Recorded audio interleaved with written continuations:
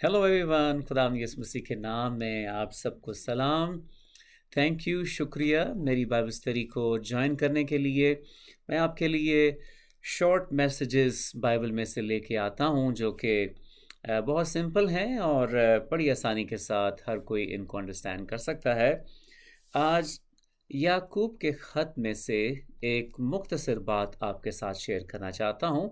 याकूब का ख़त उसके पहले बाब की 19वीं आयत। So I am going to read from the letter of James chapter 1 and verse 19. Only one verse I will read. एक ही आयत पढ़ूंगा। यीशु के नाम से इसे पढ़ता हूँ, आप सब कहें आमीन। Thank you. ऐ मेरे प्यारे भाइयों, ये बात तुम जानते हो, बस हर आदमी सुनने में तेज और बोलने में धीरा और कहर में धीमा हो। ये एक मुख्तसर सी आयत है, मगर इसमें बहुत प्रोफाउंड खुदा के कलाम का भेद हमें मिलता है और वो रिलेटेड है। मैंने इसको अपनी लाइफ में इस तरह से सीखा और मैं इस कलाम के हिस्से को इस पहलू से अप्लाई करता हूँ और इससे मुझे बहुत बरकत मिलती है और बहुत फ़ायदा हुआ है। और वो ये है कि जब हमसे कोई बात करे या फेस टू फेस, आमने सामने, या ख़ास तौर पर अगर हमें कोई ईमेल आती है या कोई टेक्स्ट मैसेज आता है या फ़ोन आता है और दूसरा शख्स जो है उसने ईमेल में, टेक्स्ट मैसेज में या फ़ोन कॉल के ज़रिए हमसे कुछ गुस्सा किया है, गुस्से का इजहार किया है। सो मैंने इसको इस तरह से सीखा और मैं इस तरह से इस सिचुएशन में रिएक्ट करता हूँ, और वो है कि मैं फौरी तौर पर किसी भी ऐसी बात का जवाब नहीं देता, बल्कि मैंने ये सीखा कि अगर मैं इस ईमेल का, जिसमें कुछ गुस्सा भरा हुआ है, मुझे कुछ बुरा कहा गया है, अगर मैं इसका जवाब 24 घंटे के बाद दूं, अभी अगर मैं इस पे रिएक्ट ना करूं, तो इससे क्या होगा। सो मैंने इस एक्सपेरिमेंट को करके देखा और आप यकीन जाने मुझे 99% सिचुएशंस में फ़ायदा हुआ। अब मैं ख़ास तौर पर बात कर रहा हूँ ऐसी सिचुएशन की जहाँ पर कोई दूसरा शख्स आपसे नाराज़गी का इजहार कर रहा है, ईमेल के ज़रिए, टेक्स्ट के ज़रिए, और इन दोनों चीज़ों में किसी किस्म के इमोशंस को आप देख नहीं सकते। अगर कोई आपको ईमेल करे या टेक्स्ट करे तो आप कोई भी उसमें इमोशंस नहीं देख सकते। टेक्स्ट और ईमेल इमोशंस को ज़ाहिर नहीं करती कि क्या ये हमें गुस्से में लिखा गया है या नॉर्मल लिखा गया है या क्या इसके पीछे इमोशंस हैं। सो चूंकि उसमें इमोशंस नहीं आ सकते आप तक, तो हमें ये अज्यूम नहीं करना चाहिए।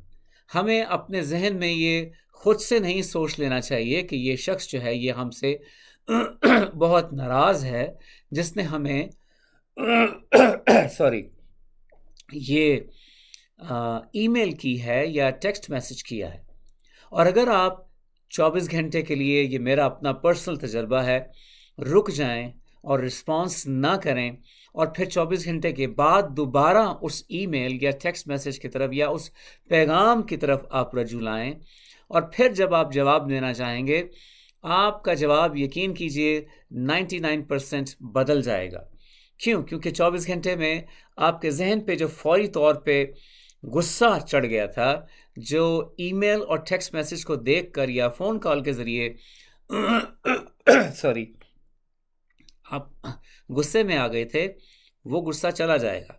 अब आप क्लियर सोच सकते हैं, और इस दौरान क्या ही अच्छी बात हो कि हम दुआ भी कर लें उस टेक्स्ट मैसेज के लिए या उस ईमेल के लिए, और हम खुदावन से पूछें कि खुदावन मैं इस सिचुएशन में कैसे रिएक्ट करूं।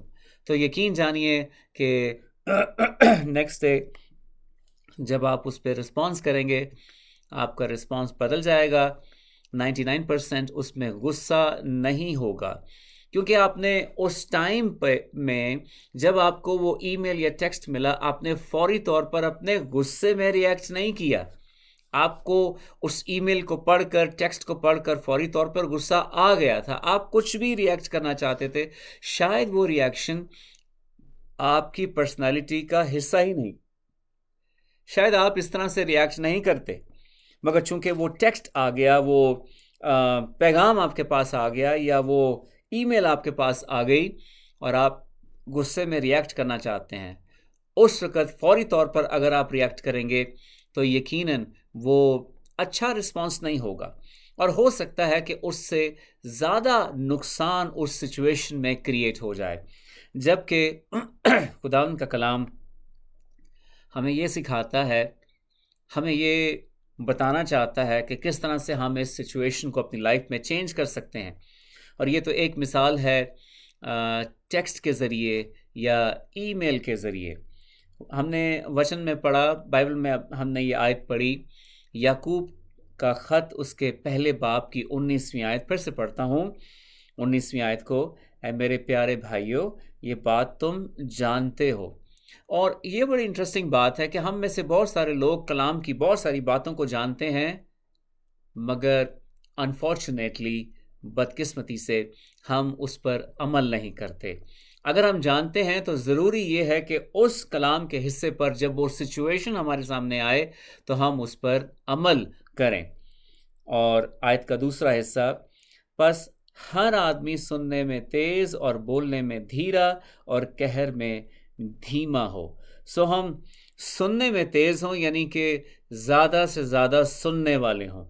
اور آج یہ ٹیلنٹ یا یہ بلیسنگ یا یہ خوبی بہت کم کرسچنز میں پائی جاتی ہے.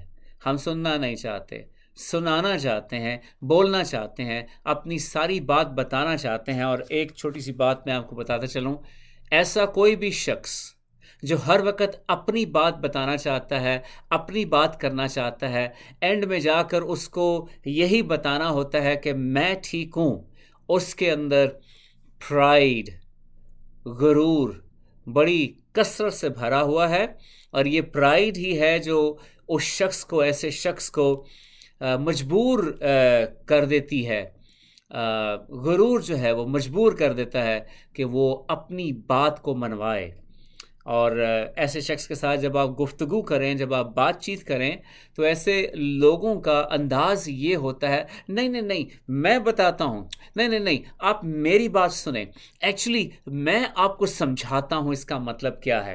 اور ایسے لوگ جو پرائیڈ سے بھرے ہوئے ہیں اور ان کو دوسرا شخص جو ان کے سامنے ہے وہ نظر نہیں آتا، اس کی بات نہیں سننا چاہتے، صرف اپنی بات کرنا چاہتے ہیں، آپ نوٹ کریں گے کہ ایسے لوگ ہمیشہ اپنی بات کرنا چاہتے ہیں، اپنی بات سے شروع کریں گے اور اپنی ہی بات پر ختم کریں گے. اگر آپ میں ایسی عادت ہے تو یہ اس بات کی نشانی ہے کہ پرائیڈ، غرور آپ کے ذہن کو کنٹرول کرتا ہے. اور اس کو توڑنے کے لیے سب سے پہلا سٹیپ کلام کے مطابق یہ ہے کہ ہم سننے میں تیز ہوں. جب آپ سے کوئی بات کرے یا آپ سے گلہ کرنا چاہے تو اس کی بات کو سنیں تسلی کے ساتھ. اور ضروری نہیں کہ اگر ہم سے کوئی گلہ کرے تو ہمیں فوری طور پر اس پہ ریئیکٹ کرنا ہے، کچھ اس کا جواب دینا ہے، غصے میں جو بھی آ جائے ہم نے بول دینا ہے. ایسا نہیں. ہم رک سکتے ہیں، اس شخص سے کہہ سکتے ہیں میں نے آپ کی بات کو سنا ہے، میں اس کے لیے دعا کروں گا اور میں اس کو خداوند کے سامنے لے کر جاؤں گا. جب آپ یہ کہیں گے، اگر اس شخص کی بات جھوٹی ہے، جھوٹ پر مبنی ہے، جھوٹ پر اس کی بنیاد ہے، تو وہ بات ویسے ہی ختم ہو جائے گی. اور جب آپ حقیقت میں رک کے جواب دیں گے، بات کو سن لیں گے، شاید اگلے دن جواب دیں گے، خداوند سے دعا کر کے پوچھ کے جواب دیں گے، آپ کا جواب وہ ہوگا جو سچائی پر بنیاد رکھتا ہے، جس کی بنیاد جو ہے وہ سچائی پر ہے. آپ اپنے ایموشنز میں کچھ بھی جو منہ پہ آ جائے بول نہیں دیں گے، بلکہ آپ سوچ سمجھ کے جواب دیں گے. दूसरी बात, पहली बात, सुनने में तेज और बोलने में धीरा। हम कम बोलें। जो भी सिचुएशन गुस्से की हमारे सामने आई है, अगर हम उसमें कम बोलेंगे और वो बोलेंगे जो खुदावन ने हमें बताया है, तो उसमें सच्चाई होगी, उसमें वज़न होगा और हम अपने आप को बहुत सारी तकलीफ़ और प्रॉब्लम से बचा लेंगे। और इस आयत के दूसरे हिस्से के आखिरी पोर्शन में ये लिखा है, जो 3 बातें मैं आपके साथ शेयर कर रहा हूँ, सुनने में तेज, बोलने में धीरा और कहर में धीमा। हम अपना गुस्सा कम करें, अपना गुस्सा कम रखें। आज बहुत सारे बिलीवर्स के लिए अपने बहन भाइयों को ही प्यार करना बड़ा मुश्किल लगता है, क्योंकि उनके अंदर गुस्सा जो है वो भरा हुआ है। तो हम गुस्से में धीमे हो। क्यों हम गुस्से में धीमे हो? क्योंकि खुदावन ने कहा है कि कि हम गुस्सा तो करें, मगर सॉरी मेरे ज़हन से वो हवाला निकल गया, कि हम बदला लेने वाली सिचुएशन जो है वो ना क्रिएट करें, क्योंकि खुदावन कहता है बदला देना मेरा काम है। हम गुस्सा कर सकते हैं, मगर किसी को हम बदला नहीं दे सकते अपने गुस्से में। अगर हमने अपने गुस्से में किसी को बदला देने की कोशिश की है, तो हमने खुदावन का काम अपने हाथों में ले लिया। ये काम खुदावन का है। जो भी अगर हमसे गलत बात कर रहा है और हम जानते हैं कि वो सच्चाई पर नहीं है, हम उस बात को खुदावन के सामने प्रेजेंट कर दें, खुदावन से दरख्वास्त करें, रिक्वेस्ट करें, इल्तिजा करें, खुदावंद इस बात में तू मेरा इंसाफ कर, तो खुदावन खुद ही आपके लिए इंटरवीन करेगा, मदाखलत करेगा और हमारी उस सिचुएशन को, उस हालत को बदल देगा हमारे हक में या उसके हक में जो सच्चाई पर है।